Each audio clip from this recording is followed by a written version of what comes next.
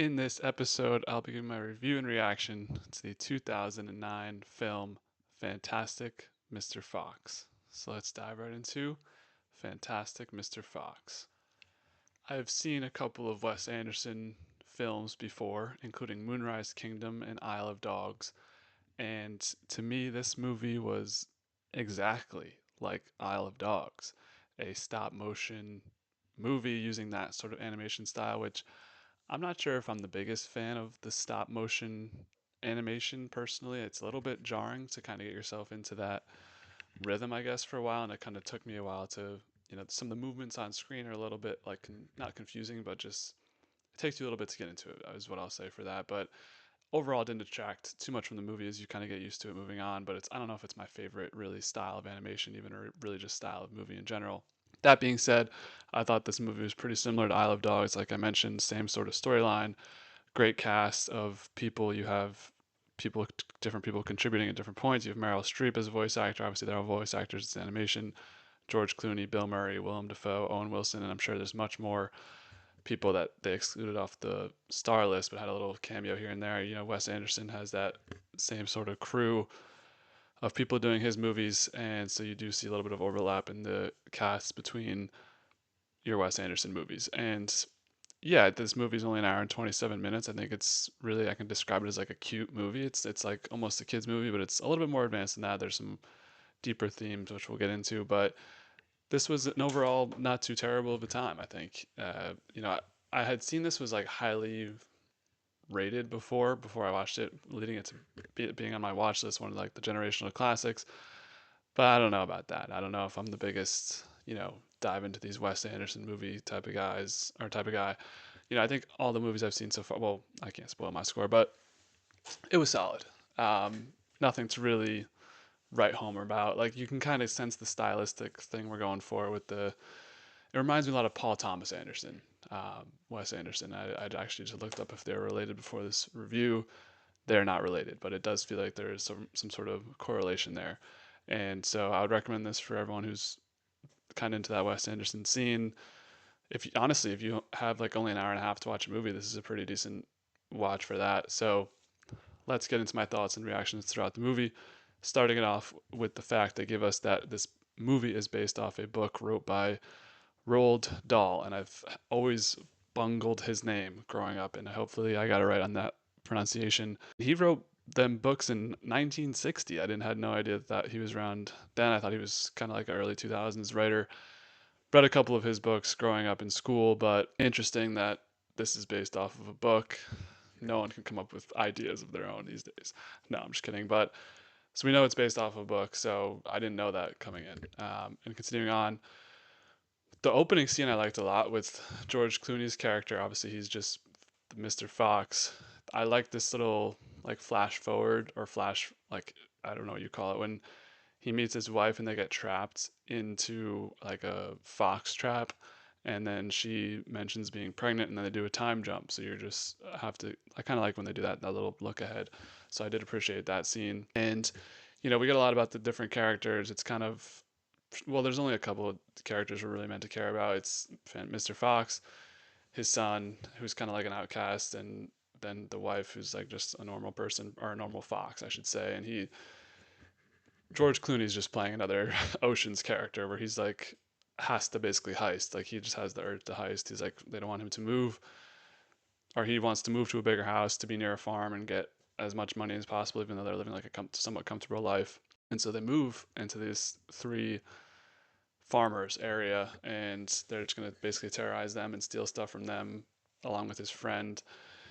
This I don't know what the animal's called. Whatever, it's not that important. They're basically just terrorizing, stealing cider, stealing I don't know everything that the farmers basically have.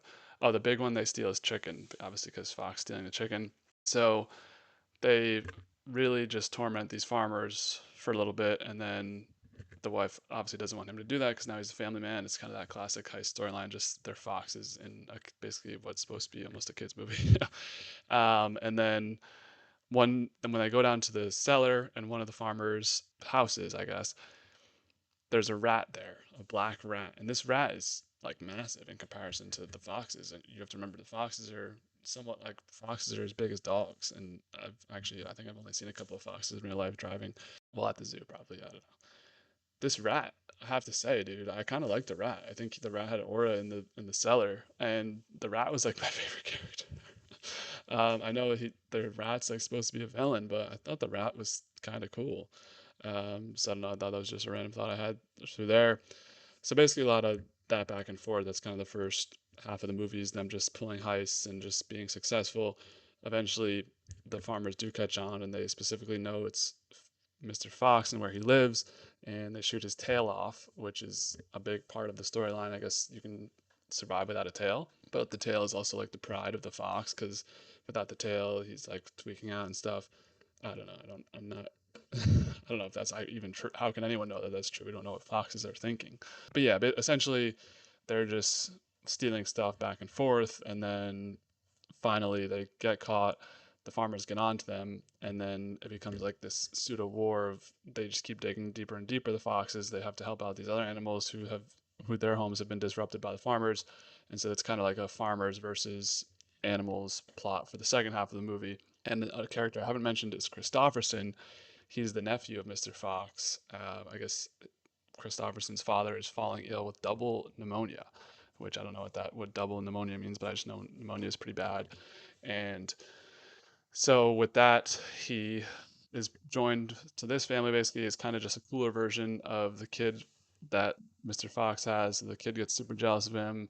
Christopherson gets the girl. He just is just kind of that like quiet kid who just basically has aura and just gets like girls and does whatever. I don't know. It's kind of a weird sentiment there, but he's like athletic. He's more athletic than the kid, so the kid gets jealous of him. They go to steal the tail back, and the wife of one of the farmers catches Christopherson. So that's basically your big third act is trying to get Christopherson back, and also just escape from being pursued by the farmers because they're just pulling all the tricks, including what I thought was a very brilliant idea.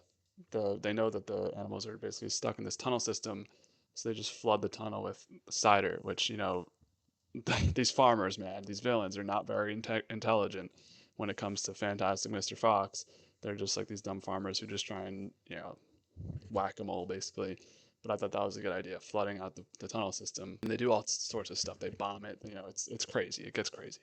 But good idea flooding the tunnels. Obviously, no one gets hurt on our side. Our animals are okay. And things get to such a point where Mr. Fox has really led the animals to be super down bad. They have no access to food. Their tunnel system's blown up. They're getting flooded out. And his wife says, I shouldn't have married you.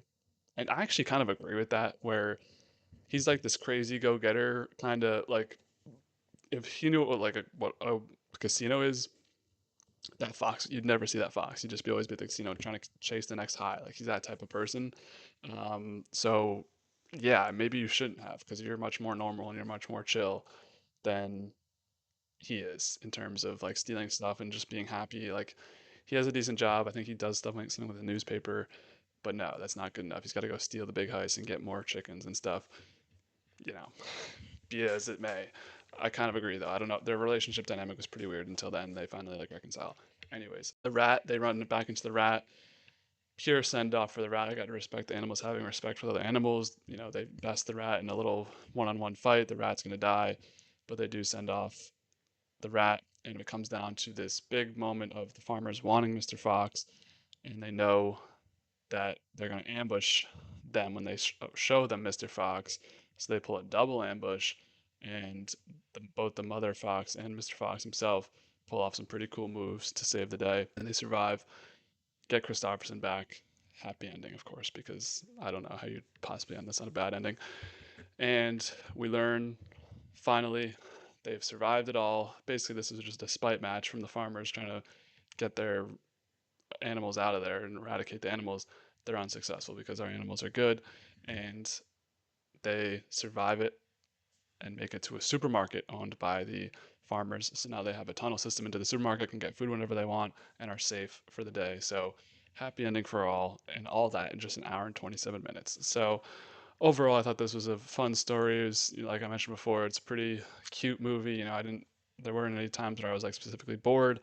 The stop motion stuff's a little bit, you got to get used to that, and it's kind of just like a baseline story in my opinion, almost like I described a kids movie. But for what it was, I'm gonna give this a 7.6. Solid movie. If you're running short in time, you want to watch a movie, I think this is a good one. The comedy, maybe I laughed 2 or 3 times. Not the most funny movie for what's supposed to be a comedy, but it was still a fun time. So definitely recommend this to Wes Anderson fans. You probably eat this shit alive. And for everyone who's out there saying this is one of the best movies of all time and all that, it's not. Let's throw the brakes. It's only, let's chill. But overall, still a solid score, 7.6. Still like a pretty decent movie in my opinion. So where does this movie relate to other movies we reviewed so far? This comes in at number 56 of 98 movies reviewed on the channel so far. We got a lot of 7.6s so far, so this does tie The Little Things, Good Time, The Fantastic Four First Steps, Backdraft, The Hunt for Red October, and Molly's Game. I would slightly take this movie over The Hunt for Red October and Molly's Game, but would take the rest of the movies all at a 7.6. So we're really splitting hairs here over this movie. This does beat out Isle of Dogs, which was a 7.5. Wes Anderson directed both those movies, and Bill Murray was in both those movies. He kind of carries over his cast. This beats out From Dusk Till Dawn, 6.6. George Clooney in both of those movies. Beats out The Manchurian Candidate, 5.7. Deer Hunter, 5.6. Meryl Streep had a bad rep on this podcast so far, but this is her new best movie here. And this is out to Spider-Man Across the Spider-Verse, 8.9. Jason Schwartzman in both of those movies. And final comparison to Live and Die in LA, Willem Dafoe movie so far on the Dubcast. That was a 6.8. It's the new best Willem Dafoe movie on the Dubcast. So that's where I'll leave it with Fantastic Mr. Fox. Said all I had to say about it. I feel like this isn't a movie you can really do a deep dive into. There's some thematic stuff there that I didn't really touch on, but like, it's just kind of basic in my opinion. So, what did you guys think of Fantastic Mr. Fox? Did I rate it too high? Did I rate it too low? Or would you mostly agree with my score? Let me know down below in the comments. And what's coming up next in the Dubcast? Next two movie reviews will be John Wick Chapter 4 and Argo. Those will be the next two movie reviews. Argo will be movie review number 100, and then we'll see where we go from there. So, besides that, TikTok, maybe Instagram, I'm doing some short term content in regards to shows, live shows, episode by episode, week by week stuff. I'm going to start doing reviews back on the channel again. I went through a lazy era, but we're clocked in. Let's go. So, Survivor 50, been doing weekly reactions and analysis to that. Daredevil Born Again Season 2 will be coming out soon. Darth Maul show will be coming out soon. Bunch of stuff coming out, so expect weekly reviews on that, or weekly reactions on that. In terms of sports, we got the NBA playoffs coming up, and we have UFC numbered events covering all of those on the channel. So would look forward to you guys subscribing. We just hit 100, so happy for 100 subscribers. Thanks to all my subscribers. 100 really means a lot. I'm gonna say that for a while, just because it's a big milestone. Okay, so appreciate everyone watching, and as always, be easy, y'all.